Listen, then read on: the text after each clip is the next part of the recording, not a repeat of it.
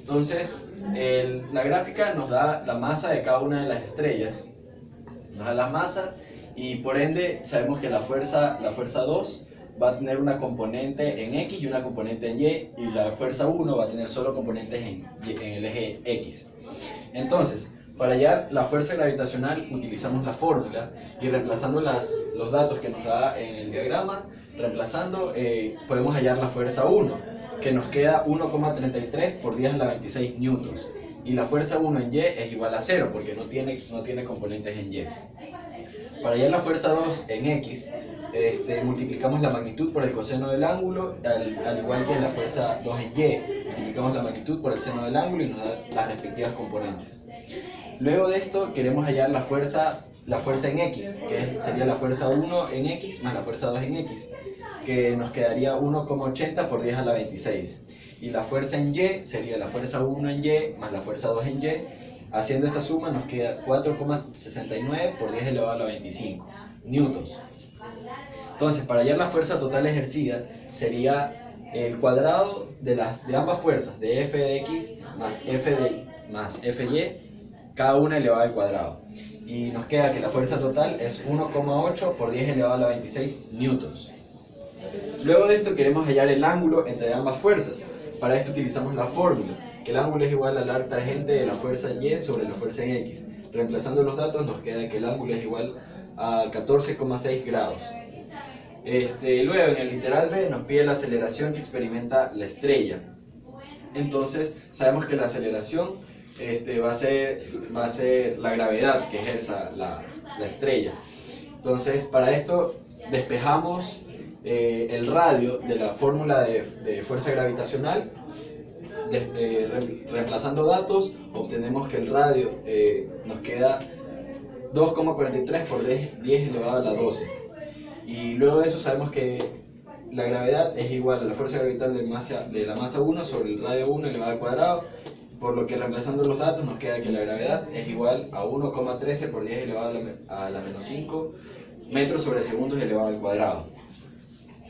Y para el literal C queremos hallar la fuerza gravitacional, la gravedad, perdón. Entonces, reemplazando los datos de la misma manera que lo hicimos en el literal anterior, nos queda que la gravedad, es decir, la aceleración, nos queda 1,33 por 10 elevado a la menos 4 newtons. Por lo que decimos que es falso, porque no se mantiene la misma aceleración en el literal B y en el literal C. En el literal B nos queda 1,13 por 10 elevado a la menos 5 y en el literal C nos queda 1,33 por 10 elevado a la menos 4.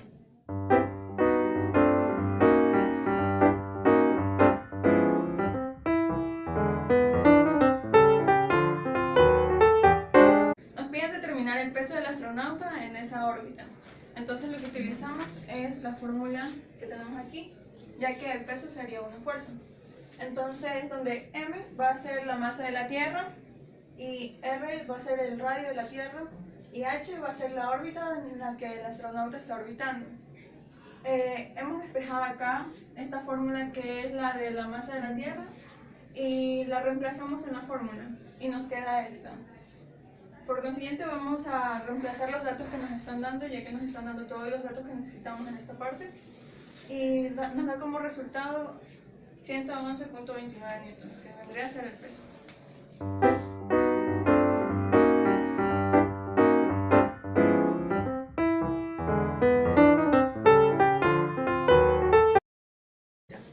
El problema 3 nos pide determinar la energía mecánica del satélite. Como el satélite tiene una velocidad y una cierta altura, tenemos que la energía mecánica va a ser igual a la energía cinética más la energía potencial gravitatoria. La energía cinética tenemos que es un medio de la masa por la velocidad al cuadrado, y la velocidad expresada en términos de leyes de gravitación es la raíz cuadrada de la gravedad por la masa de la Tierra sobre un cierto radio. Por lo tanto, reemplazamos esto en la ecuación de la cinemática. Ahora, menos la energía potencial gravitatoria, que tenemos que es la gravitación por la masa de la Tierra por la masa del satélite sobre el radio. Sacando factor común de m por g por m mayúscula sobre r, tenemos de 1 medio menos 1. Y con esto sacamos que 1 medio menos 1 es menos 1 medio de m por g, m de la Tierra sobre el radio.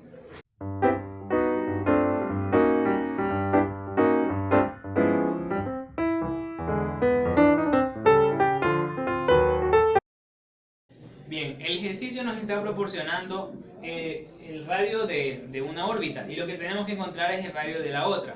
Listo, para esto aplicamos esta fórmula de acá, pero nos damos cuenta que nos pide la masa del Sol, lo que no tenemos, entonces tenemos que proceder a sacarla. Y utilizando esta fórmula de acá. Listo, con el período al cuadrado, 4pi cuadrado radio al cubo sobre g, que es la constante, por la masa del Sol. Listo, y con esta fórmula de aquí reemplazamos pasamos la masa acá, reemplazamos y nos da el valor de que la masa del Sol es 1,96 por 10 a la 30. Listo, ahora que ya tenemos la masa del Sol, procedemos a insertar la masa del Sol en esta fórmula. Y una vez que ya tenemos la masa del Sol, ya tenemos todos los otros datos. Entonces lo que hacemos ya es algebraico, reemplazar, y mediante toda esta expresión nos da que el radio de la siguiente órbita es 1,66 por 10 a la 11 metros.